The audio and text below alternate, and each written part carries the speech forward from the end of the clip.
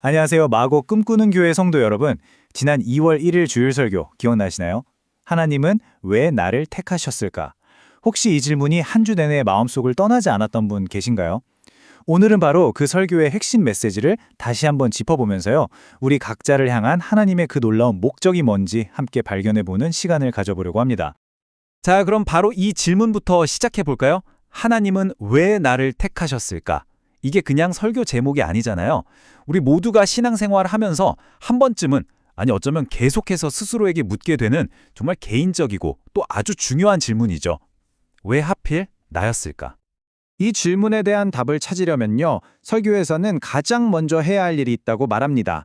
그게 뭐냐면 바로 우리의 관점을 바꾸는 거예요.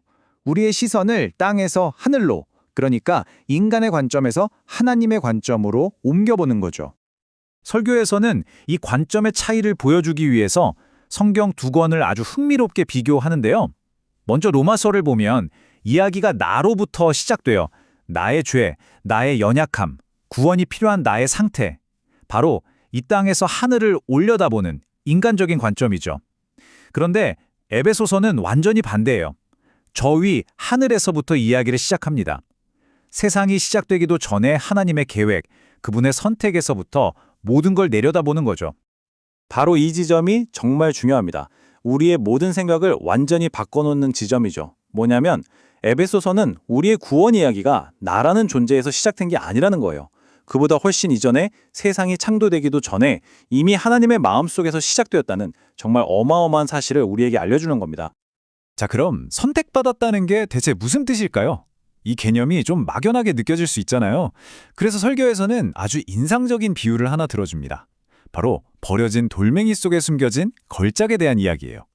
이야기는요, 어떤 거대한 대리석 덩어리에서 시작돼요. 이 돌이 무려 40년 동안이나 버려져 있었대요. 왜냐면 흠도 많고 금도 가서 아무도 쓸모없다고 생각했던 거죠.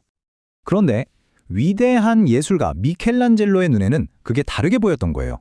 다른 사람들은 그냥 흠집투성이 돌을 봤지만 미켈란젤로는 그 돌 안에 갇혀 있는 천사를 본 거죠.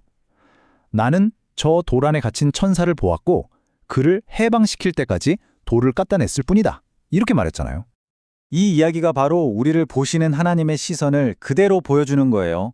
하나님이 우리를 선택하실 때 우리의 지금 모습, 흠이나 실수 같은 걸 보시는 게 아니라는 거죠. 그분은 우리 안에 있는 그분의 손으로 완성될 그 눈부신 걸작을 이미 보고 계신 겁니다. 좋아요. 하나님이 우리 안에 걸작을 보신다는 건 이제 알겠어요. 그럼 한 걸음 더 나아가 볼까요? 도대체 왜 우리를 선택하셨을까? 그 동기가 뭘까요? 사실 선택하셨다는 것만큼이나 왜 선택하셨는지가 정말 중요하거든요. 설교에서는 에베소서 1장 5절 말씀에서 그 답을 명확하게 찾을 수 있다고 말합니다. 하나님의 그 기쁘신 뜻대로 우리를 예정하셔서 뭘로 삼으셨다고요? 바로 그분의 아들들, 즉 자녀로 삼으시기 위함이었다는 겁니다. 여기서 설교가 보여주는 비유가 정말 기가 막힙니다. 생각해보세요. 하나님은 우리를 직원으로 뽑으신 게 아니에요. 일 잘하나 못하나 보고 성과 없으면 해고할 수 있는 그런 존재가 아니라는 거죠.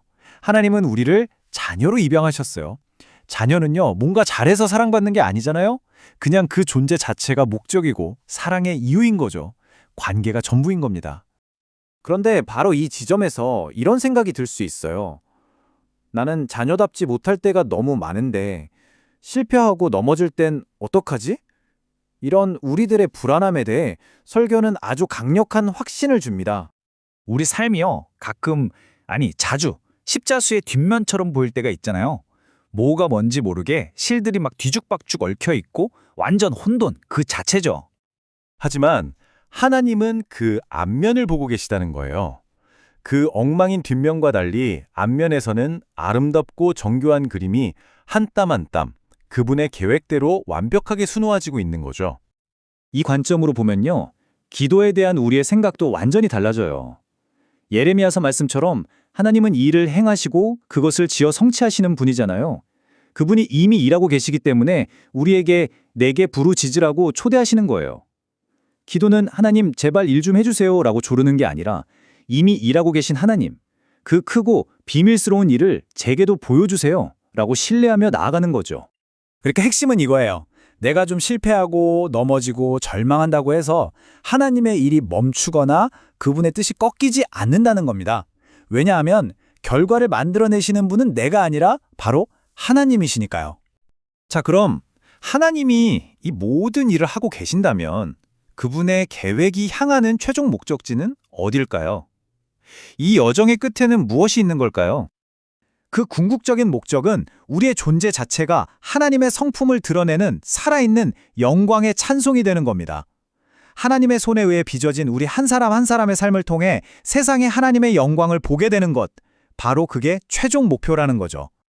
그리고 여기 우리에게 주어진 가장 확실한 보증 수표가 있습니다. 바로 빌립보서 1장 6절 말씀이죠. 너희 안에서 착한 일을 시작하시니가 그리스도 예수의 날까지 이루실 줄을 우리는 확신하노라. 우리 안에서 이 위대한 걸작 프로젝트를 시작하신 그분이 반드시 완성하신다는 약속입니다. 자, 오늘 설교 다시 보기를 마무리하면서요. 이 핵심 내용들을 다시 한번 우리 마음에 꼭 새겼으면 좋겠습니다. 이제 새로운 한 주를 시작하시잖아요. 이 질문 하나를 마음에 품고 시작해 보시면 어떨까요? 내가 지금 하나님의 손에서 빚어지고 있는 걸작이라면 이번 주에 마주하게 될 그 일, 그 사람, 그 어려움을 나는 어떻게 바라볼 수 있을까? 이 관점이 우리의 한 주를 어떻게 바꿀 수 있을지 기대해 보시면 좋겠습니다.